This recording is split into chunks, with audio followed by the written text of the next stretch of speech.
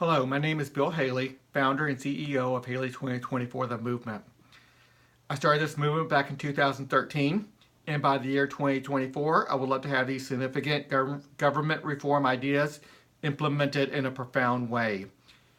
So this is a little bit longer version of the introduction, about a 15 to 20 minute long version, where I have a 7-minute version out there I'm going to be putting out. So this is just an introduction, so a lot of these ideas I'm going to go further in depth on different videos. Everything I talk about is on my website, fully explained. So this is a nonprofit organization. I do have my 501c3 tax exempt status. It is educational on public policy. I want to change the foundations of government towards a much more liberty, much smaller government, and a much more free enterprise involved in government. So, most governance will come from one of many competitive selected governing agencies. That is my big idea.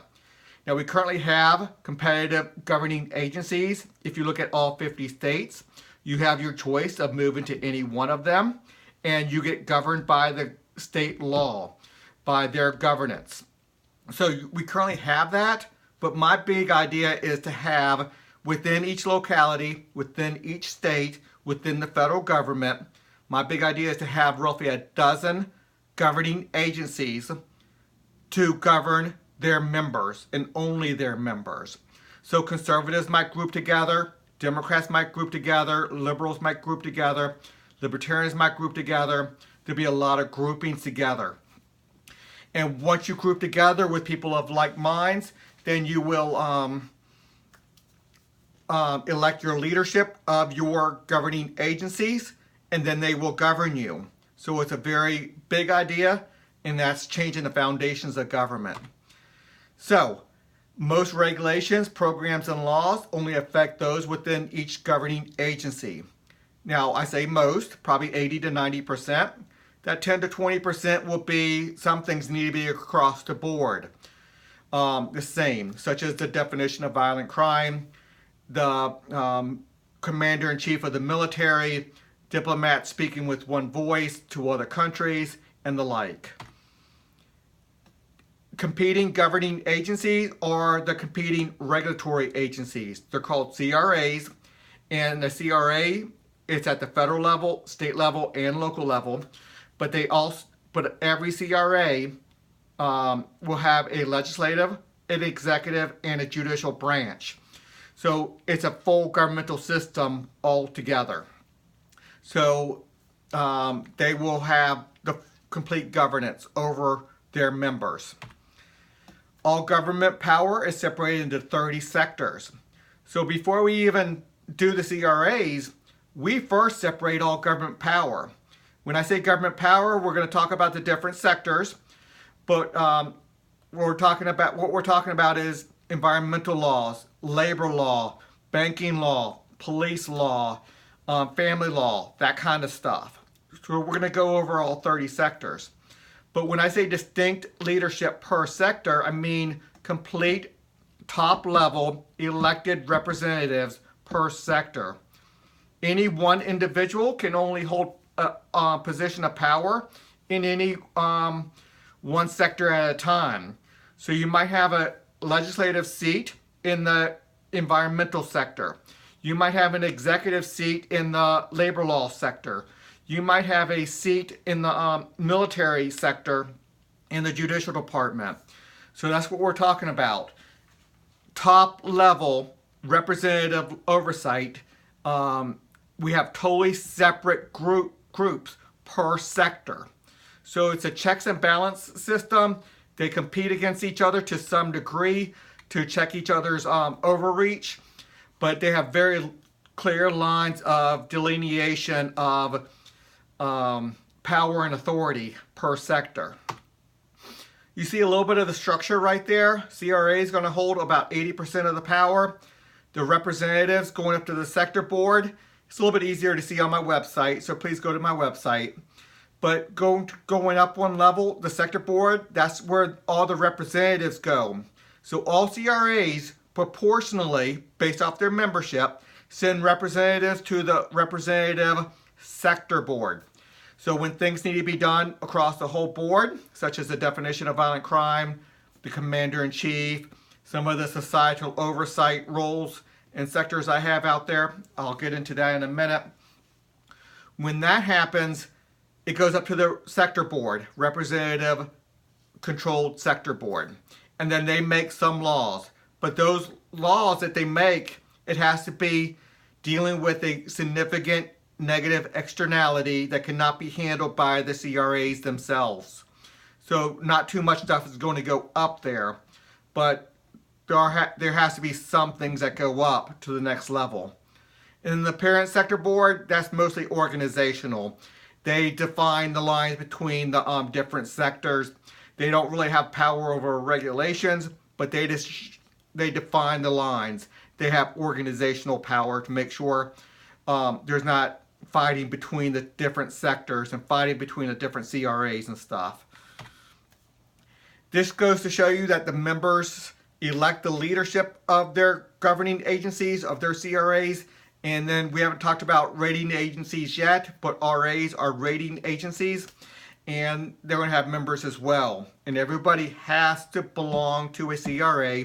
Everyone has to belong to an RA per sector and all three levels. It sounds like a lot of associations, and it is. But that can be handled, and it can be handled easily with organizational groups. You can, most likely, groups like the Heritage Foundations for the more conservative people, the Brookings Institute for the more liberal people, will group CRAs in all the different sectors throughout all three levels of government, and they will group them together, and they'll help organize so people can easily just say, I want to join the Heritage Foundation groupings or the Brookings Institute grouping. And again, there's going to be probably 6 to 10 different major groupings, probably middle of the road to major libertarians and all that stuff. Here's the first set of sectors. We're going to go to the first 5 real quick. The first 5 are the charity system. So we're going to get rid of government welfare altogether, a very responsible transition, and we're going to have charities in one sector, charitable distribution associations in another sector. That's a funding mechanism. Everyone's going to have to give towards charities. That's a mandate. So it's kind of like a tax, but it's a contribution directly towards the charitable distribution associations. We're going to call them CDAs, and that's the funding mechanism for charities. So every person and every business still has to give towards helping the poor instead of giving to government taxes and government currently right now and government doing welfare. That same amount, or roughly the same amount, depending on, it might change over time, but roughly that same amount will be still given to now private sector CDAs to distribute the funds to the charities. So it's a very unique way of doing charity. Now the charity assessor organizations, they're going to be the case managers. We split those up into different sectors because they have very different responsibilities, and we need them to play off of each other, and we need them to work together, but we separate them for very good reasons. I'll get more into that when we talk about just the charity system.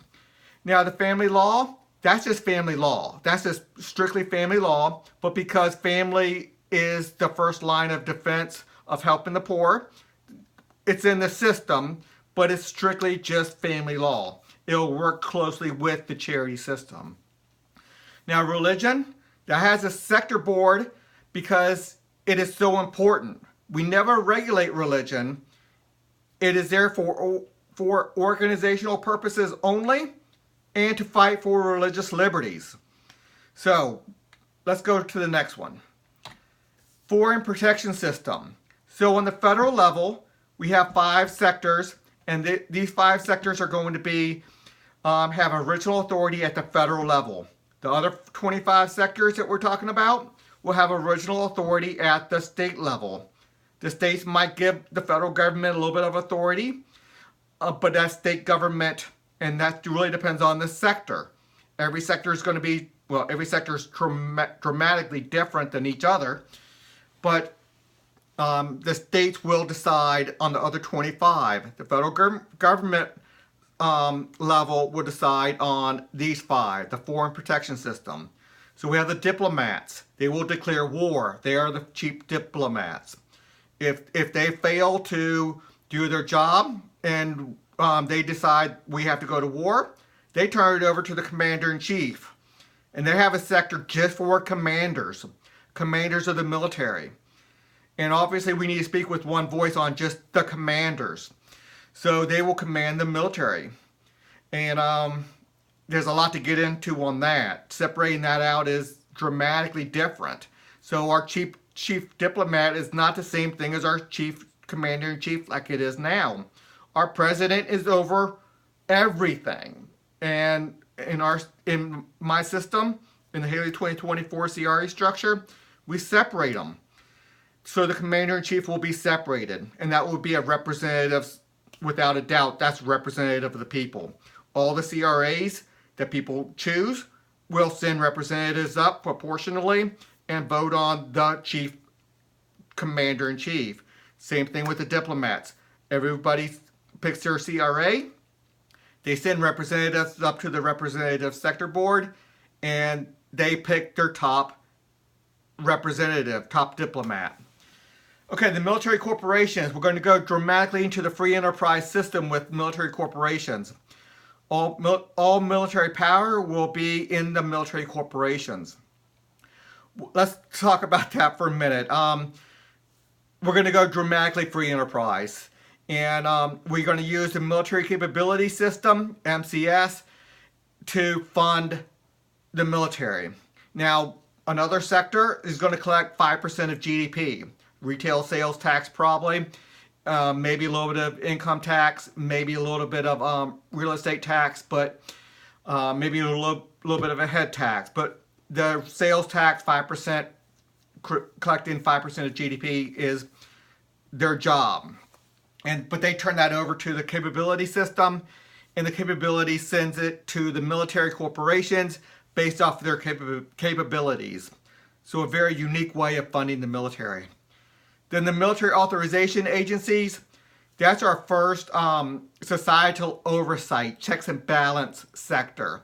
So we have a full set of representatives of the people, of every citizen, to authorize anybody with inherent government power. And for this, on the federal level, when you're talking about military, anything dealing with any of these,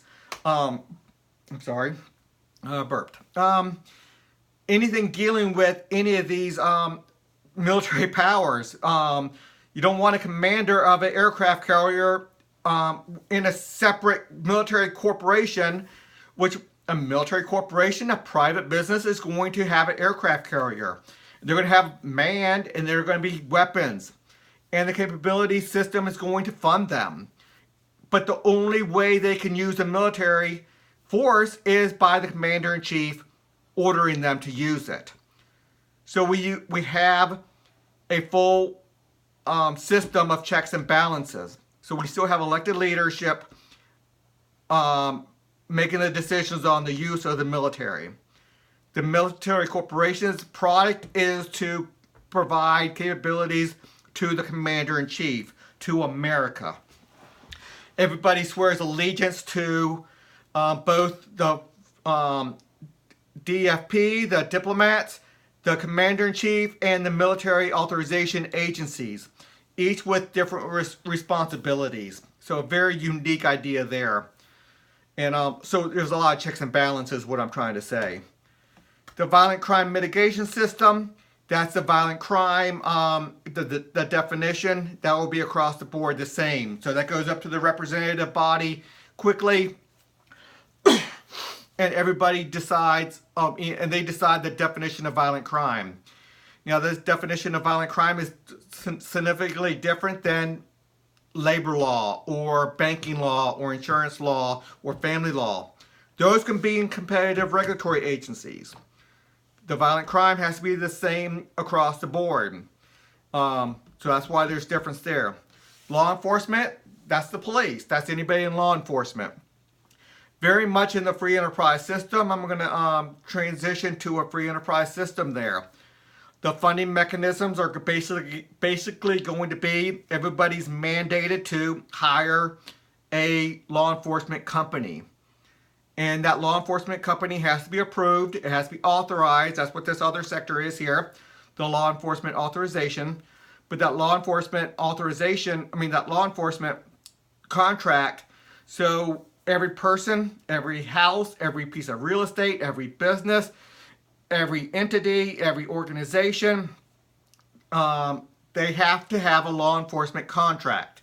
So the more you have, the more law enforcement you need. So if you're just an individual, you have to have a law enforcement contract. If you have a house, you have to have an additional law enforcement contract. If you have a business, depending on how big the business is, additional law enforcement. Actually, a business is its own entity, so it has to have its own law enforcement contract. Entity such as a business, when you own the business and it's its own entity, then they can pick different CRA than you do individually, and that will probably happen. Anyway, judicial authorities, that's the court system. Very much into the free enterprise system. High standards. Everybody in there, the judges, the prosecutors, the defense attorneys, they all have to be authorized by the law enforcement authorization sector. It's a societal oversight role versus a lot of government control. So there's still a lot of control, but it's a societal oversight role versus a politician control. So if anybody's going outside of norms, anybody's violating civil liberties, if anybody has really bad court decisions, then they are not going to be able to continue. Their authorization to be a judge, a prosecutor will be pulled. Prisons and corrections, again, free enterprise. Now, obviously, there needs to be a funding mechanism, and there will be. There'll be some taxes involved in that. And again, that has a system. I'm not going to go into it right now, but that has a system. Healthcare will be split into two sectors, pharmaceuticals and non-pharmaceuticals. Again, we'll get into that in another video. Financial, banking, and non-banking, again, another video on that. Insurance will have a sector, food will have a sector. We will definitely have a sector, we'll definitely have a video on education, because we go into a very big school choice, educational freedom, going very much into free enterprise on that. If you want to stay with the public school system, you can, but the taxes and the benefits are enclosed with only their members. People who want to stay with the public school system, they're paying all the taxes. If you're outside the public school system, you're out of the tax. Now, there's a lot to get into on that. It'll have its own video on that, but it's a very unique school choice plan.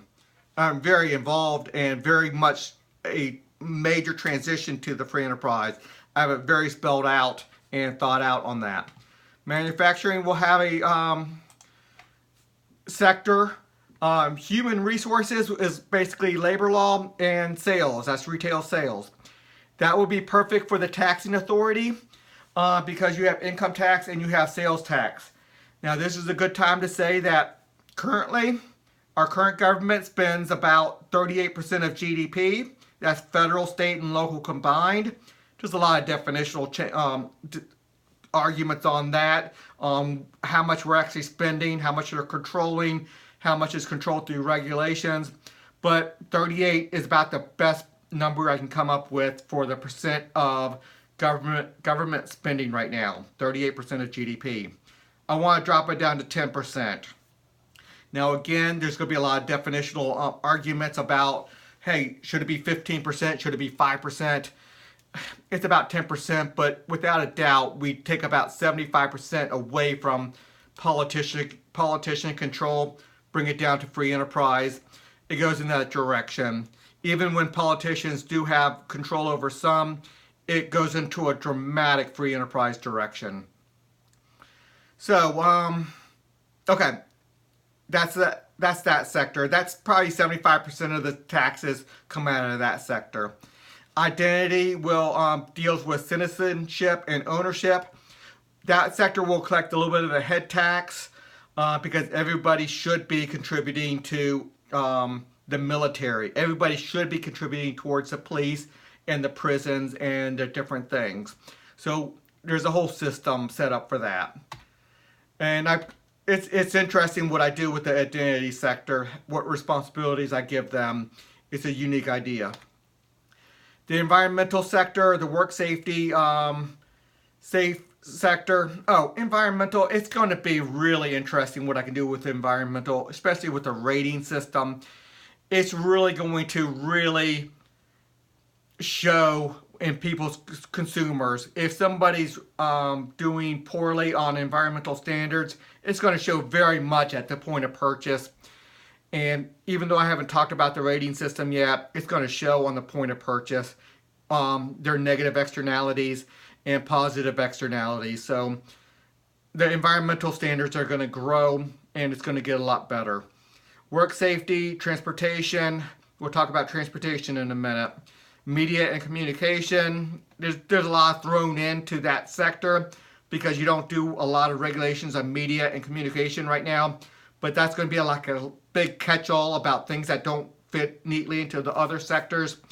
That's going to be a sector where a lot of government power goes that currently doesn't fit neatly into the other ones. The land and water sector, that's going to be an interesting one too because we already have an ownership sector, the identity one. Land and water will have a lot of responsibilities, governmental power. The rating system. There's a rating system per sector, a full rating system. A rating system consists of roughly a dozen rating agencies. A rating agency is very similar to a CRA, to a competitive regulatory agencies. These are competitive rating agencies. I know it sounds the same and everything, but these rating agencies are there to give high quality information to their members, and it's public, so they give it to everyone. It's all going to be online, very easy to see.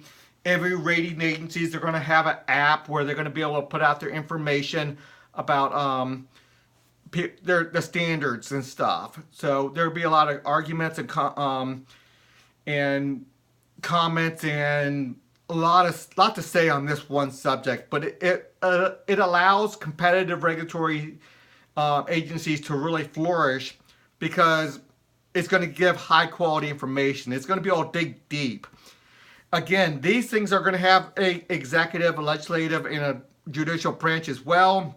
They don't have a lot of authority, but they still need those because the power in rating is very large power. It's a lot of power. So you need a governmental system, heavy bylaws, really legalistic bylaws to make sure they're doing it right. And when there is negative externalities in a significant way, there's going to be a rating floors. So if there's a huge negative externality that cannot be done just by ratings itself, they're going to be able to put a rating floor. Therefore, a company can't just, environmental standards cannot go so low that we're just polluting something too easily. So we can put rating floors. I don't think it's going to be needed that much because the rating systems is going to increase standards. Nobody's going to want to have low standards. People are going to punish low standards with their buying decisions, with their consumer choices. Anyway, I'm going to have a whole video just on ratings. Monetary policy, it's a unique way of getting rid of fiat currency, switching to a competitive currency system with a one standard. So we have a one standard, but competitive currencies. All currencies going to be backed up by things of real value, and it's a very unique way of doing monetary policy. I can't wait to do that video. Social Security and Medicare. Both of these are for the elderly, and government's really messed this up big time. They have put such a huge burden on the people. They have created too many promises. We're going to fulfill promises in a highly responsible way, but we're going to quickly transition away from socialism for retirement to more personal responsibility, greater free enterprise. Now, it's a quick transition, but it might take a long time to pay off the debt because there's a lot of debt in that. But we're going to try to limit that debt tremendously. I can't wait for that video as well. Transportation, roads and infrastructure. Government owns or controls through utilities so much of this right now, and we're going to go tremendously away from politician control, away from bureaucrat control, tremendously into the free enterprise system. Some things will have to go to the representative level, but not much. We're talking 90%, if not more, going towards staying in the competitive regulatory system. Only 10 to 20% going towards the representative, one-size-fits-all type of regulations. But this is going to give a lot of money to help pay off the debt of the Social Security and Medicare, because government ownership will transition to private corporation ownerships where people own stock, and which means people have to buy it away from government one stock at a time. There's a complete system for that. The constitutional amendment to create this. Obviously, we can't do all this with regular legislation. We're going to need a constitutional amendment. There's no doubt about that. We can do some things with current legislation, with just legislation, without doing a constitutional amendment. But the big things we need a constitutional amendment to do. So, Article 5 of the Constitution, which means we need 38 states to buy off on this. So that's the goal. I'm asking for donations to my website for the movement, and because I need assistance. I need to help get the word out. I need a social media person. I need somebody to help do things that I just don't have time for. And plus, I would love to get rid of my full-time job and move fully into this. Everything is easy to find on Haley2024. This is just an introduction video. I know this is a little bit longer than I thought it was going to be. It's 28 minutes or so, where I have a 7-minute long one that really goes through it quickly. So anyway, look around my website. Everything is so explained there, and hopefully by the time you see this, there's going to be some more additional videos out there, but everything's on the website, and I always keep on updating that website. So thanks a lot, and keep on looking around. Thanks.